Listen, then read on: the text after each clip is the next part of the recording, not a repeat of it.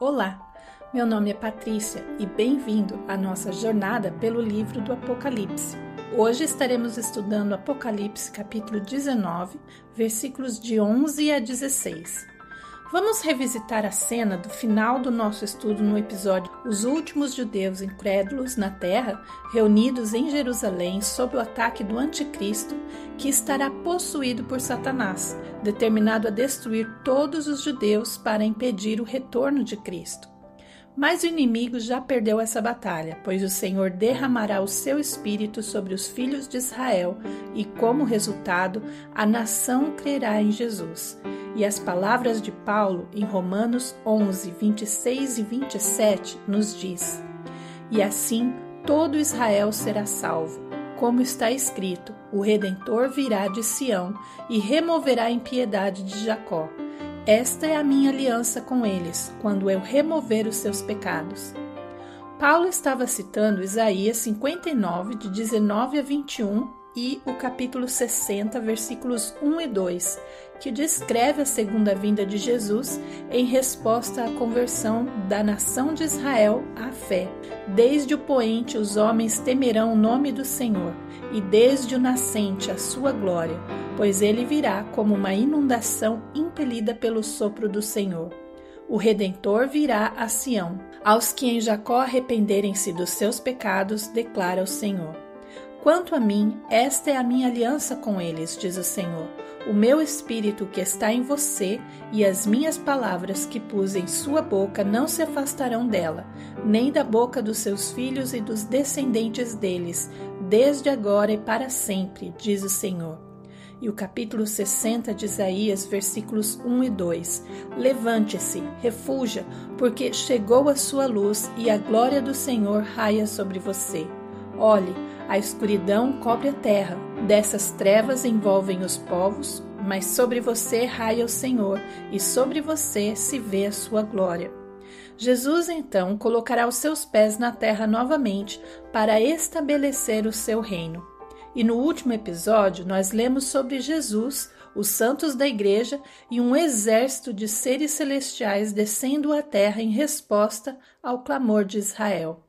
E Zacarias nos diz que a primeira reação de Israel após crer em Jesus será lamentar profundamente. Mas por quê? Uma história do Antigo Testamento de José e os seus irmãos nos dá uma bela imagem da transformação de Israel em meio à provação e ao sofrimento. José era o filho preferido de Jacó, o que despertou ciúmes em seus irmãos mais velhos.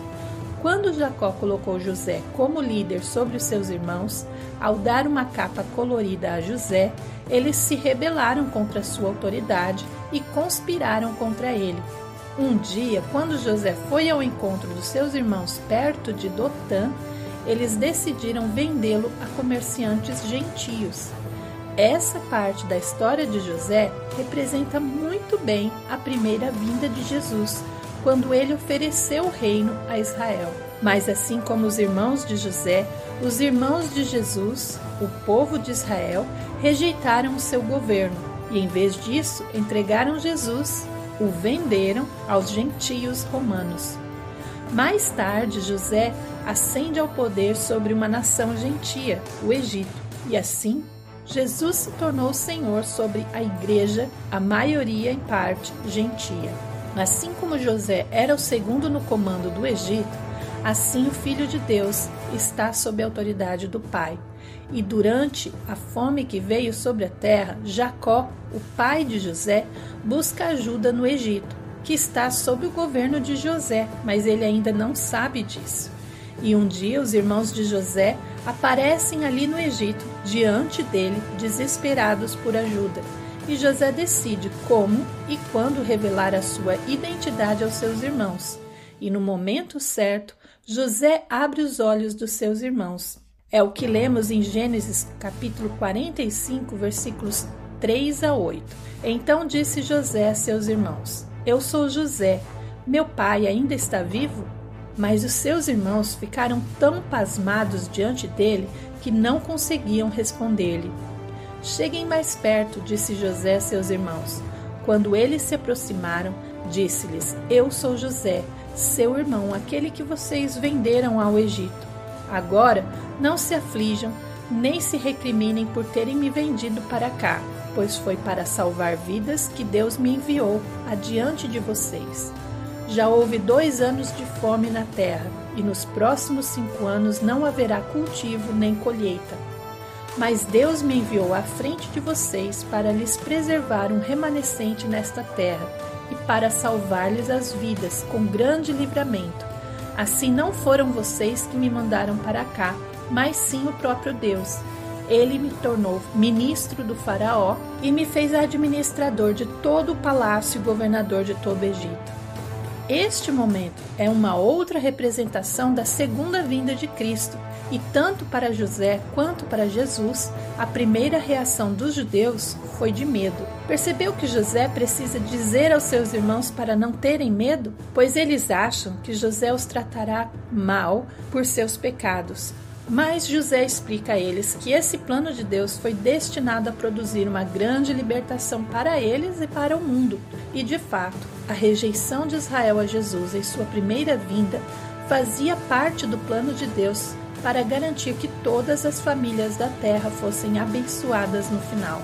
E é exatamente isso que veremos com o retorno de Jesus à terra. Devido à rejeição anterior de Jesus por Israel, esse reino agora incluirá um grande exército de santos gentios, assim como José governou não apenas sobre a sua família, mas também sobre toda a nação do Egito. Vamos então retomar as 2 últimas fases da Guerra do Armagedon, que acontecerão em 2 frentes de batalha. O anticristo atacando Jerusalém e já tendo destruído metade da cidade, e a segunda frente de batalha, que é o remanescente judeu cristão crente em Bótsra, também sob ataque das forças do anticristo enviadas da Babilônia. Você provavelmente já ouviu dizer que a segunda vinda de Jesus acontecerá em Jerusalém, e de fato Jesus virá a Jerusalém, eventualmente, mas a sua segunda vinda não começará lá. O primeiro lugar do seu retorno não será Jerusalém, mas sim na fortaleza de Bótsra. Isaías capítulo 34, versículos de 1 a 6, nós lemos: Aproximem-se nações e escutem, prestem atenção, ó povos, que o ouçam a terra e tudo o que nela há, o mundo e tudo o que dele procede.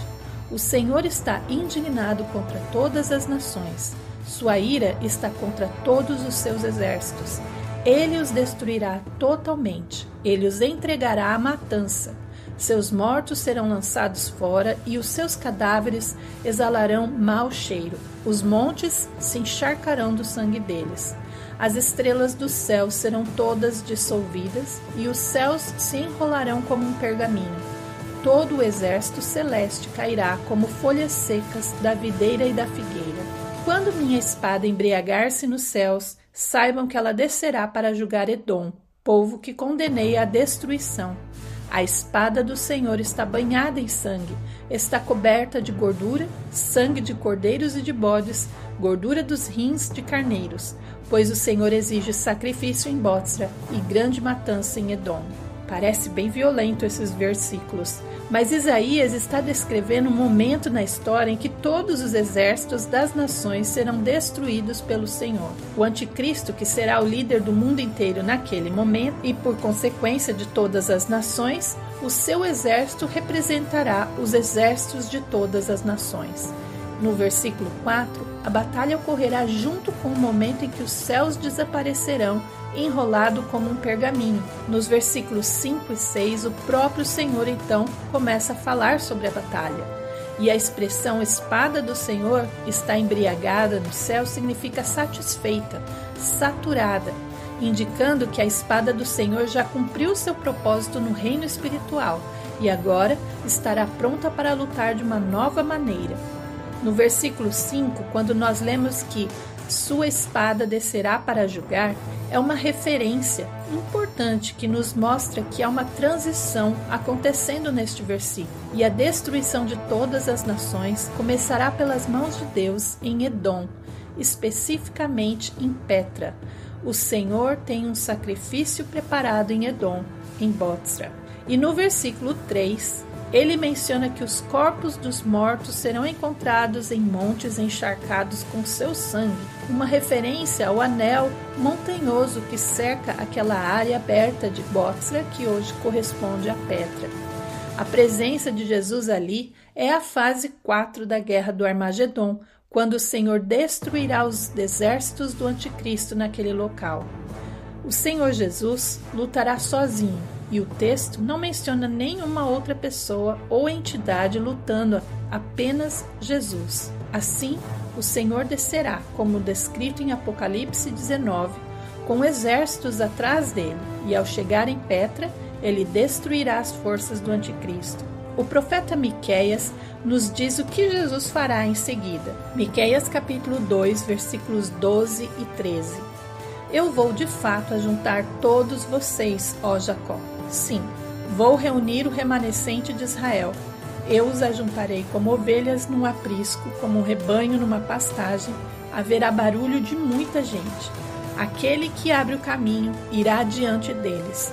Passarão pela porta e sairão. O rei deles, o Senhor, os guiará.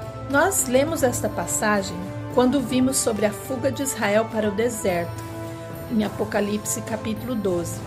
E o profeta Miqueias é aquele que nomeia o local de proteção de Israel. Bótsra, expressão hebraica que significa aprisco, também tem o nome da cidade atual de Petra. Este é o lugar onde o remanescente fiel de Israel será mantido seguro durante a grande tribulação. Agora que a tribulação estará terminando, Jesus retornou e é hora então de libertar as ovelhas desse aprisco.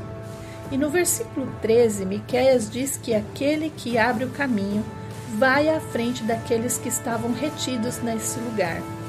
A palavra hebraica para aquele que abre o caminho é como se fosse o quebrador, ou aquele que rompe, aquele que destrói. Esse quebrador é o próprio Senhor Jesus, e eles o seguirão, passando pelo portão e saindo por ele. Passar por uma porta é outra referência na Bíblia a um curral de ovelhas, a maneira como um pastor libera suas ovelhas para o pasto, uma saída calma e pacífica, como ovelhas seguindo tranquilamente o seu pastor quando ele as conduz para fora.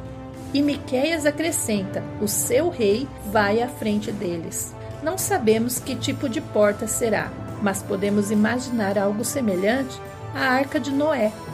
A arca tinha uma porta que Deus fechou antes do dilúvio e abriu depois que a arca pousou em segurança. E assim será quando Jesus libertar esses judeus fiéis de Petra, uma cena também semelhante à do Êxodo. Assim como Moisés conduziu o povo de Israel pelo deserto do Sinai, Jesus agora guiará o seu povo pelo deserto. Só que agora Jesus será o Moisés. Mas para onde irão? Isaías nos dá a resposta no capítulo 63, versículos 1 e 2. Quem é aquele que vem de Edom, que vem de Bótsra, com as roupas tingidas de vermelho? Quem é aquele que, num manto de esplendor, avança a passos largos na grandeza da sua força? Sou eu que falo com retidão, poderoso para salvar. Porque tuas roupas estão vermelhas, como as de quem pisa uvas no lagar? Para entendermos este texto da forma correta, precisamos considerar o contexto. Isaías, o profeta, estava escrevendo de uma perspectiva na primeira pessoa, enquanto ele está sobre os muros de Jerusalém durante o ataque do Anticristo à cidade de Jerusalém. E há combates nas ruas, exércitos reunidos ao redor dos muros, e no meio dessa confusão da guerra, o profeta está sob o muro, voltado para o leste, em direção ao Monte das Oliveiras. E enquanto ele olha à distância, ele começa a fazer perguntas. Então ele pergunta: quem é aquele que vem de Edom, que vem de Bótsra, com as roupas tingidas de vermelho? Quem é aquele que, num manto de esplendor, avança a passos largos na grandeza da sua força? Vamos lembrar de como João descreveu a aparência de Jesus na sua segunda vinda, porque no capítulo 19 de Apocalipse, de 12 a 15, João então descreve: seus olhos são como chamas de fogo, e em sua cabeça há muitas coroas e um nome que só ele conhece, e ninguém mais. Está vestido com um manto tingido de sangue, e o seu nome é a palavra de Deus. Os exércitos do céu o seguiam, vestidos de linho fino, branco e puro, e montados em cavalos brancos. Da sua boca sai uma espada afiada, com a qual ferirá as nações. Ele as governará com cetro de ferro. Ele pisa o lagar do vinho do furor da ira do Deus Todo-Poderoso. Esta descrição de Isaías sobre Jesus em esplendor corresponde à descrição do apóstolo João em Apocalipse. Um manto tingido de sangue refere-se à batalha de Bótsra, por ter pisado no lagar, uma referência à ira de Deus.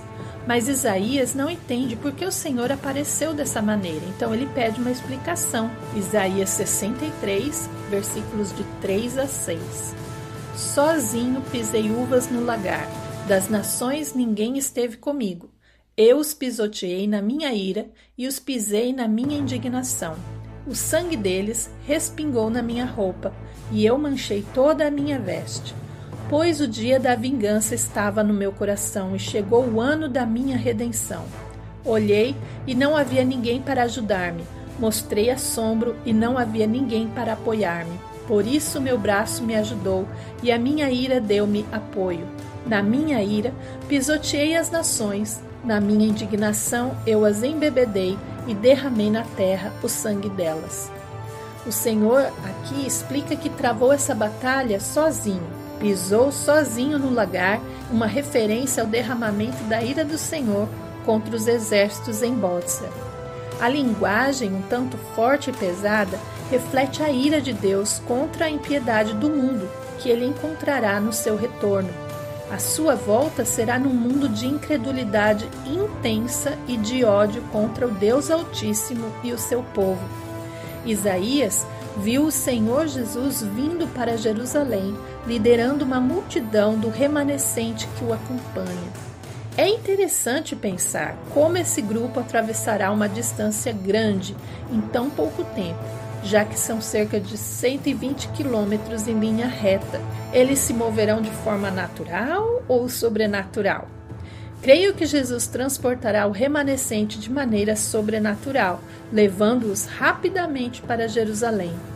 Cristo se aproximará da cidade de Jerusalém e, ao fazê-lo, será confrontado pela segunda frente de batalha. E em Zacarias, capítulo 14, versículos de 1 a 5, nós lemos: Vejam, o dia do Senhor vem, quando no meio de vocês os seus bens serão divididos. Reunirei todos os povos para lutarem contra Jerusalém. A cidade será conquistada, as casas saqueadas e as mulheres violentadas. Metade da população será levada para o exílio, mas o restante do povo não será tirado da cidade.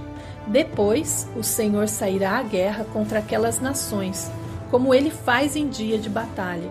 Naquele dia os seus pés estarão sobre o Monte das Oliveiras, a leste de Jerusalém, e o monte se dividirá ao meio, de leste a oeste, por um grande vale. Metade do monte será removido para o norte, a outra metade para o sul. Vocês fugirão pelo meu vale, entre os montes, pois ele se estenderá até Azel.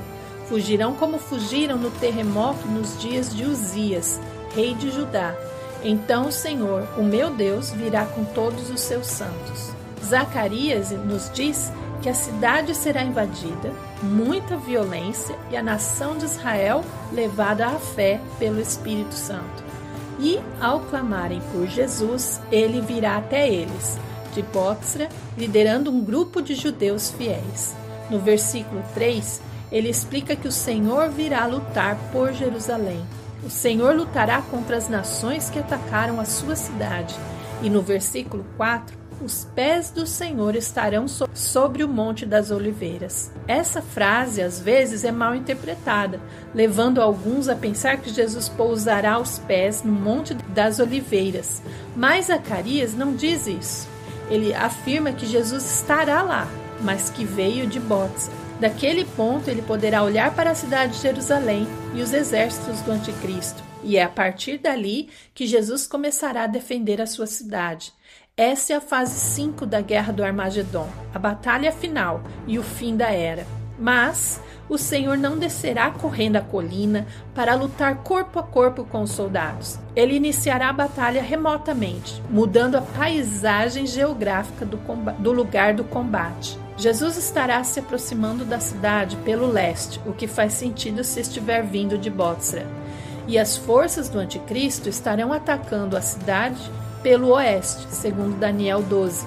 E a cidade de Jerusalém, então, ficará no meio. E no texto de Zacarias, nós lemos que o Monte das Oliveiras se dividirá ao meio, de leste a oeste, uma parte para o norte e a outra para o sul, criando um canal ou um vale que se estenderá para o leste da cidade e fornecerá proteção completa para aqueles que estiverem dentro da cidade. E os judeus que estiverem ali em Jerusalém fugirão da batalha por esse canal. Como o ataque virá do oeste, a rota de fuga será para o leste, atravessando nesse vale. Esta cena nos lembra de um outro momento onde o Senhor resgatou os israelitas em fuga de um exército inimigo, criando um vale de proteção. Você consegue lembrar qual? Se você lembrou da passagem pelo Mar Vermelho, acertou. Israel fugindo do faraó pelo vale de águas criado no Mar Vermelho, outra fuga do oeste para o leste. E por fim, Zacarias diz que o Senhor entrará na cidade com todos os seus santos atrás dele, finalizar a batalha. Somente depois que os inocentes estiverem fora de perigo, o Senhor avançará em seu ataque. O profeta Abacuque nos dá outra visão desse movimento de Petra para Jerusalém. Abacuque capítulo 3, versículos de 3 a 13. Deus veio de Temã, o santo veio do monte Parã. Sua glória cobriu os céus e seu louvor encheu a terra. Seu esplendor era como a luz do sol. Raios lampejavam de sua mão, onde se escondia o seu poder. Pragas iam adiante dele, doenças terríveis seguiam seus passos. Ele parou e a terra tremeu, olhou e fez estremecer as nações. Montes antigos se desmancharam, colinas antiquíssimas se desfizeram. Os caminhos dele são eternos. Via a aflição das tendas de Cuxã, tremiam as cortinas das tendas de Midian. Era com os rios que estavas irado, Senhor? Era contra os riachos o teu furor? Foi contra o mar que a tua fúria transbordou quando cavalgaste com os teus cavalos e com os teus carros vitoriosos? Preparaste o teu arco, pediste muitas flechas, fendeste a terra com rios. Os montes te viram e se contorceram, torrentes de água desceram com violência, e o abismo estrondou erguendo as suas ondas. O sol e lua pararam em suas moradas, diante do reflexo de tuas flechas voadoras, diante do lampejo da tua lança reluzente. Com ira andaste a passos largos por toda a terra, e com indignação pisoteaste as nações. Saíste para salvar o teu povo, para libertar o teu ungido. Esmagaste o líder da nação ímpia. Tu o desnudaste da cabeça aos pés. A passagem é uma descrição da segunda vinda do Senhor a Jerusalém. E vamos observar que começa com referências geográficas. O Senhor vem para Jerusalém a partir de Temã, ou do Monte Parã. Esses são nomes antigos para Edom, onde encontramos Bótsra. E o Senhor chega com um esplendor como o brilho do sol, confirmando os outros relatos que lemos sobre a segunda vinda. No versículo 6, Abacuque descreve a destruição terrestre que precedeu o seu retorno. Pragas, doenças e montanhas foram destruídas, referência aos eventos que vimos aqui na nossa jornada nos episódios sobre a tribulação, que antecederam o retorno de Jesus. Mas Abacuque pergunta retoricamente no versículo 8, se a ira de Deus estava direcionada contra os rios, as montanhas e os mares em si. Em outras palavras, o Senhor estava irado com a própria criação? Mas nos versículos 12 e 13, o profeta mesmo responde que o Senhor não estava furioso contra a sua criação em si, mas sim contra os exércitos e nações do mundo. E assim, depois que os judeus escaparem, que Jesus entrar na cidade pelo leste, encontrará o anticristo e golpear o líder da casa do mal, uma referência muito clara ao anticristo, o líder do mundo e de tudo que é maligno.